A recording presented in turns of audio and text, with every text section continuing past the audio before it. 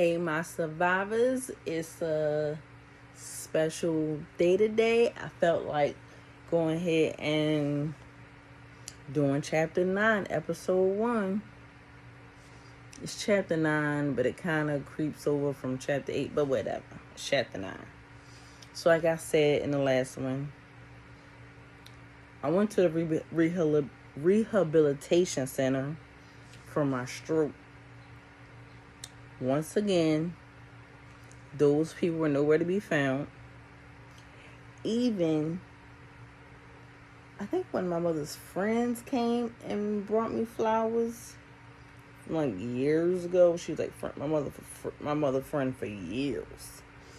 And then even a cousin that I don't ever remember meeting, she came and visited me. Like, I mean, we sort of have the last name. My fact that she has an E at the end of hers, but I'm like, that was sweet of her. And then a woman I've only known at this time. I'm not sure. I don't even know if it was a full year or not. But she came and visited me, brought me a home-cooked meal. The people that share the same blood as me didn't reach out, didn't call, didn't come visit, nothing. But this woman that I've known less than a year came out with a good old home-cooked meal. Not just that, the roommate I was sharing a room with, her husband was going to go get some milkshakes. I mean, not milkshakes, snowballs. And of course, I'm like, man, wish I had one. Like, and she just asked me, she was like, would you like a snowball? Sure. What kind would you want? I said, I love egg custard. And sure enough, her husband came in that room. I'm sorry, my back itching, y'all. Came up in that room with 2 snowballs. Mind you, I've only knew this woman for a few hours. But yeah. So yes, I did miss my son's birthday. Graduation. It wasn't the important graduation, though. As long as I made it to that important one, I was straight. And finally I was like, okay, I'm ready to go. Because they were trying to milk my insurance. So I'm like, I'm ready to go. So I was discharged. Once again in my mother's house. And I don't know if y'all noticed or not, but when you have a stroke, everything in your body becomes weak. My bladder was weak. My arm to this day is still weak. My leg's still kind of weak. I try to strengthen it up, but it's still kind of weak. I try to walk without my cane, but certain surfaces I do have to walk with the cane. So I'm downstairs in my mother's living room, having to go to the bathroom. Mind you, I'm in an apartment, so I can sneeze real hard and be to my bathroom. My mother's house, I got up the steps and all that other stuff. So me being me, I'm holding my bladder. I walk up the steps.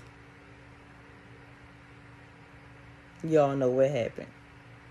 The funny thing though is, my mother didn't care nothing about the fact that I just had an accident. She was like, did you piss on my wall? Ma, that's not the question that needs to be asked right now.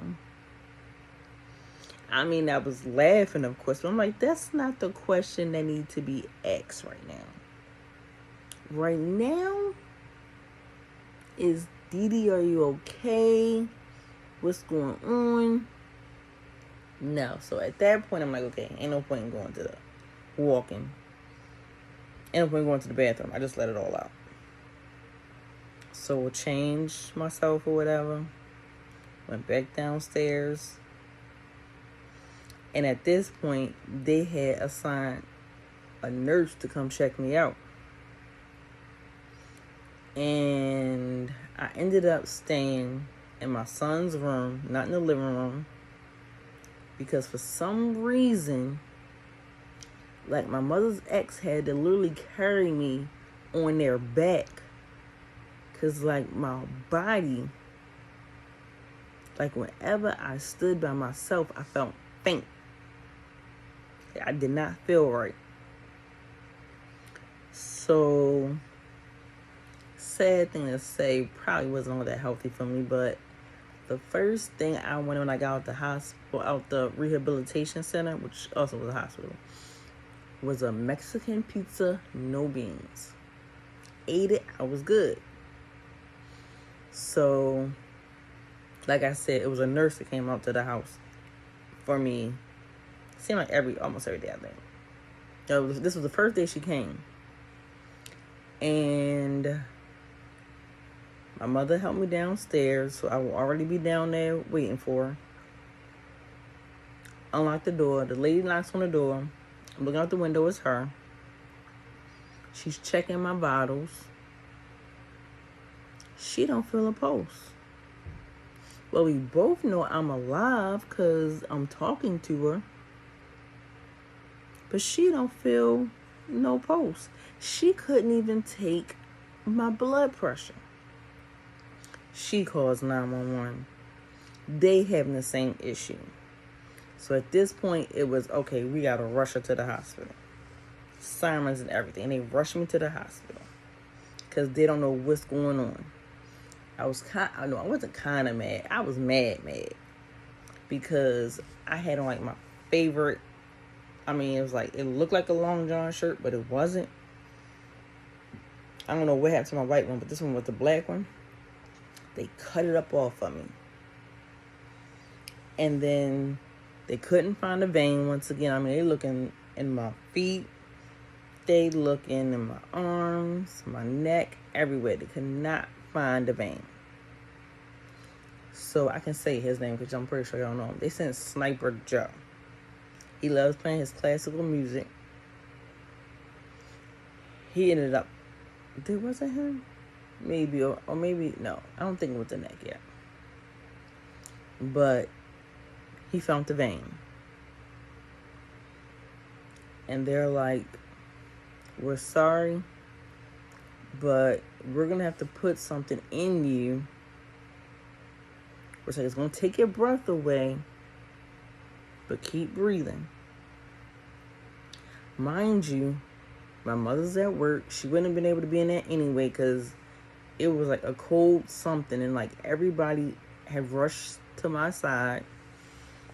And I'm with the nurse. And I'm like, can you just please hold my hand? I am terrified. Because like I said, I did not know what was going on. So the nurse holds my hand. They inject me with it. This doctor was like, breathe. And it's like, it's literally taking my breath away. And I'm looking at this fool like, God dang, you stick this in your body and you breathe. Tell me how good you can breathe. Like, it took everything out of me. So instead of a regular room, they sent me to cardiac ICU. Which, of course, I'm scared there because, like I said, it's the ICU unit. Cardiac ICU unit. So I'm there. They're telling me a procedure they're going to have to do on me because my heart wasn't catching the rhythm the way it was supposed to. And like, no, this wasn't, my defibrillator didn't go off. The pacemaker was supposed to do what it was supposed to do, but something was definitely wrong with my heart. So they're like, what we have to do is restart your heart.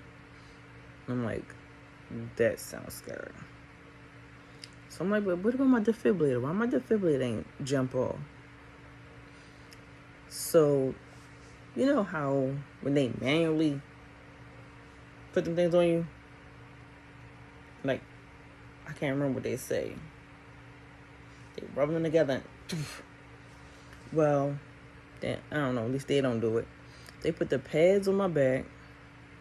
They walked out the room, and I'm, like, terrified. And they're like, don't worry. We do this all the time. I'm like, yeah, y'all do this all the time, but not to me. Y'all don't do this to me. Y'all do this to other patients. Like, the nurse was trying to come. I'm like, I don't want to do this. But I had no choice. So they put the sticky pads on me. And the machine starts talking. And they walked out the room for a second. And I'm like, excuse me. The machine is talking. And the pads are on me. Can y'all please do something? They finally come back in the room. They put me to sleep. Again. And they restarted my heart. Which somebody had made the comment, that mean you were eliminated, fool. So of course me making a joke out of it. I'm like, well, I guess I was in the upper room. Yeah. Because you know, sometimes you gotta laugh to keep from crying. But the thing about the ICU, you have to have 2 IVs in you. So that's what I had. I had 2 IVs in me. And like, the worst feeling in the world is when they put potassium through your IV. If they don't match it right, it burns. And then the pills are so big, so big, that's hard to swallow. And I mean, I had to take so much medication. This lady was like, well, maybe if I put in your applesauce. No, just give it to me, please. So, I was in the ICU for a minute.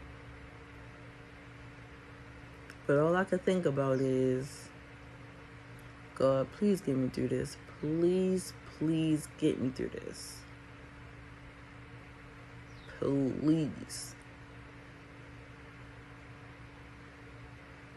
It humbled me real fast. Because I didn't really take my heart disease. I still kind of don't take it as serious as I'm supposed to.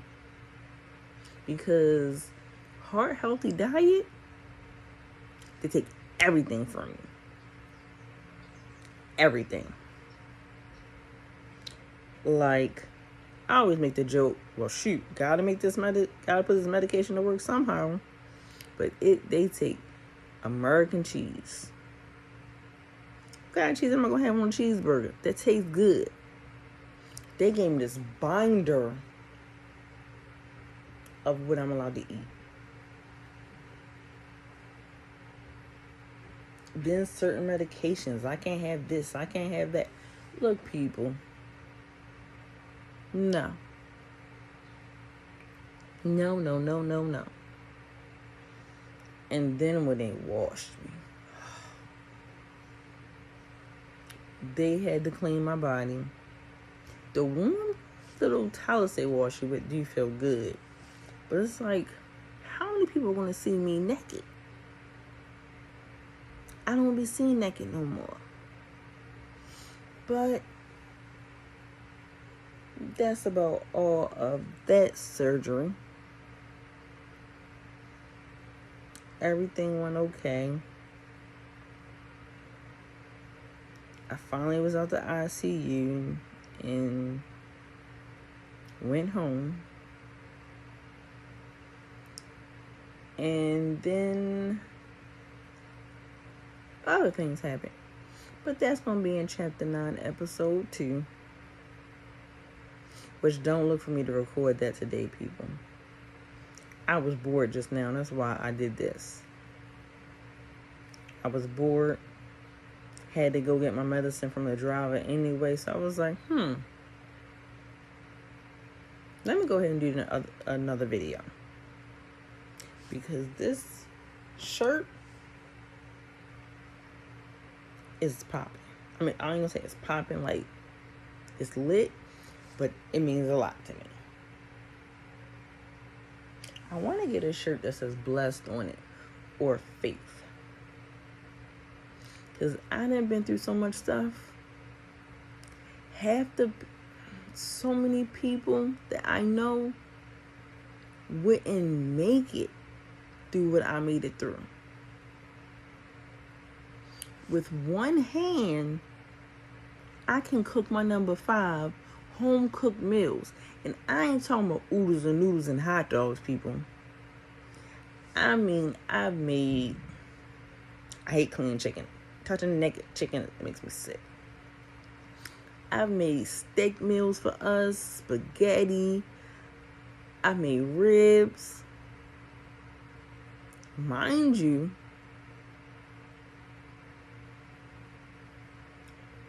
have you ever tried, I had to adapt, of course, but have you ever tried draining the water out of the noodles after they're done boiling? Not an easy task. People always think that I need this to happen. I need help with this and that. No, I don't. Like, just before, a little bit before I did this video, no, after I did the other video, I went in there and vacuumed my living room. Straightened it up and everything. Because I like my independence.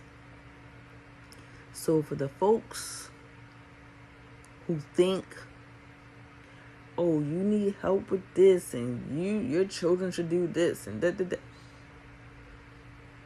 I want the trash taken out. Number 5 can do it. Or I can do it. It's nothing to pick up a trash bag and go. I've done it plenty of times. I need to go to the store. I walk to the store. I'm an independent disabled woman. I don't let my disability stop me from nothing.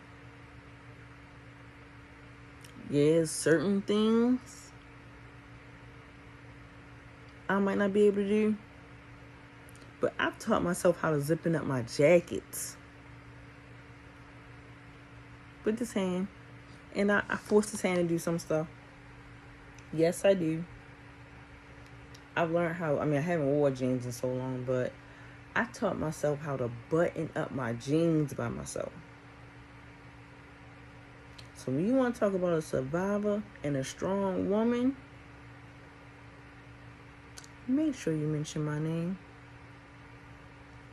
Once again, people, so I can get paid for this, because, my YouTube is not paying me just yet. Hopefully hopefully I can generate to where it starts paying me. But once again, go to store.elements / water 2 R's at the end, XBL.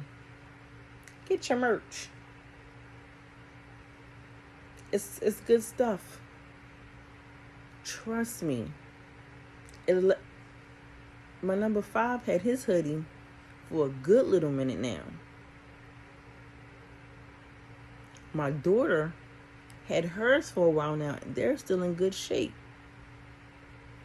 I would show you number 5s, but because he wanted to be in art class and all that other stuff, it's like the paint is all on it. Even when I wash it, it's still kind of stained. If any of y'all know any tricks of how to get those stains out, please comment, like, subscribe if you haven't already. Yeah, I think that's it. Please like, comment, subscribe. Come back for the next video. And like I always say, just like water in the sun, I'm out of here, coach.